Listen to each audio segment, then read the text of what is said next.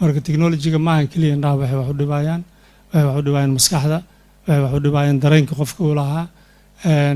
hadda waddanka Ingiriiska oo kale waxaa laga diiwaan geliyey cudur la yiraahdo technology 2 sano ka hor qofkii ugu horreeyay ayaa warqadii uu ku dhintay waxa loo qoray waxaa dilay technology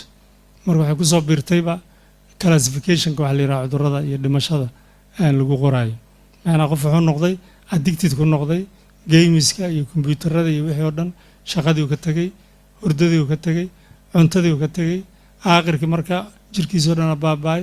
ilaa uu dhintay qofka oo waddanka Ingiriiska magaalo ka mid oo Cardiff la yiraahdo oo ku dhintay marka dhaqaatiirtu waa isku timid waxa la yiri maxaan siinaa qofkan sokor uu dhintay dhiig kar uu kortay dhintay la oran jiray waxa la yiri ma qofkan technology lagu qoraya macnaha waa dareemaysaa marka cilada ay leedahay xagga indhaha waxay keeni kartaa waqtigaas badan aad gelinaysid inaad wax dhawaa fiiriso in araggii uu kaa lumo oo gaala u baahato waxay kaloo keeni kartaa qallayl badan indhahaaga inay ku dhacaan ama dry eye syndrome wax la yiraahdo ilaahay wuxuu noogu talagalay qof walba naga mid ah indhaha inuu isku qabto ilbiriqsi ayaa la yiraahdaa caadi ahaan marka physiology ahaan ama caadiga qof walba asagoon isogeen si reflex daqiiqadiiba 14 jeer ayuu saan leeyahay markastoo saanaa tiraahdo korniyada ama muraayadda indhaha oo xididaan lahayn ayadu dhiigno uusan u imaanin ayaa ilintii nafaqa ka dhiganaysa oxygen bay ka helaysaa waxay ka helaysaa glucose iyo waxyaabaha jirka ka difaaca cudurrada sida antibodiga markii laakiin aad computer ama telefoon mashquul ku tahay meesha 14 jeer daqiiqadaas ku qaban lahayd 4 jeer kaliya ayaa isku qabanaysaa maadaama concentration badan aad samaynaysa marka waxyaabaha ugu badan oo ay ka cabanayaan waxaa ka mid ah istaalka markay noogu yimaadaan qallayl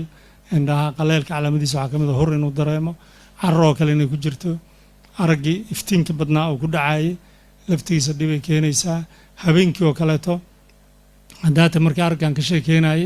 waxaa ka mid ah araggan sheegay aragga habeenka ama mugdiga wax lagu arko oo maaragtay ishu ay ballaaranaysaa daloolka isha iftiinku ka galo pupil ayaa la yidhaha markii mugdi aad tagtid way ballaaranaysaa si iftiinka yaroo jira ishaada uu galo aad wax u aragtid marka mugdi oo kale haddii mobile aad ku shidato mobilkiina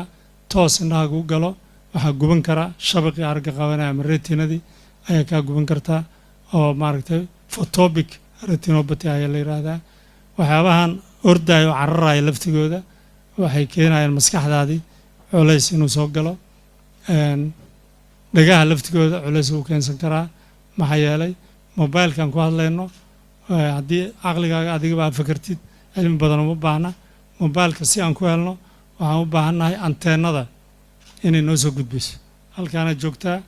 qof jooga kaaraan oo kala rabtaa inaad la hadashid anteena guri walba anteena ku xiran waa aragta anteenadaas waxaa ku xiran microwave xoog leh oo lalinaysa codkii computerkana waxaa ku xiran telefoonka chip yar oo soo qabanaya marka culayskaas dhagahaaga ama indhahaaga magnetic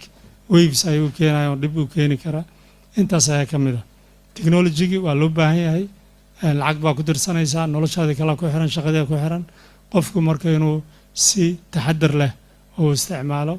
oo maaragtay saacad ka badan uusan ku jirin ayaa lagu taliyaa kadibna uu ka qaato break yar habeenkiina qol mugdiya